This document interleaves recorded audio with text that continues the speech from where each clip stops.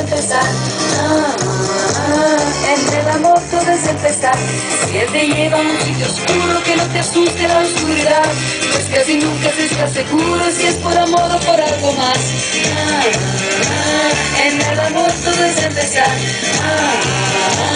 En el amor todo es empezar. Si tú notas que es un tormento y no se acaba de decidir, para ayudarle es el momento de que enseguida le des el sí. Explota, explota, me explota. Explota, explota mi corazón. Explota, explota, me explota.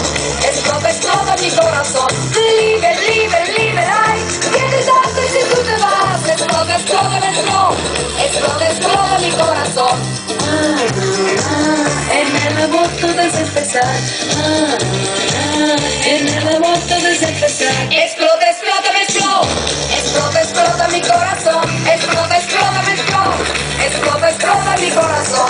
Libre, libre, libre, ay, qué desastre si tú te vas. Explota, explota, me explota. Explota, explota mi corazón. En el amor todo es empezar.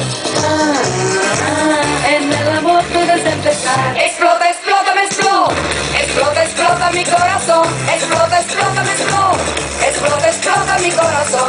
Libre, libre, libre, ay, qué desastre si tú te vas. Explota, explota, me explota.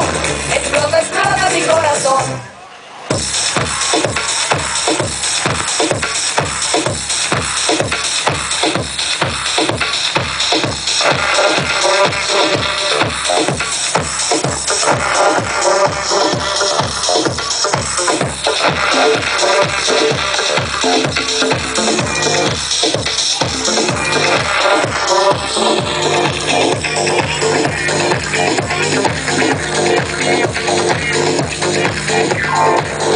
Por si acaso se acaba el mundo, por el tiempo de aprovechar.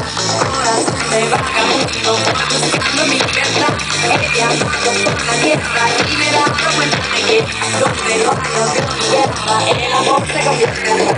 Tuve muchas experiencias, he llegado a la conclusión que viviendo enamorada en el sur se pasa mejor.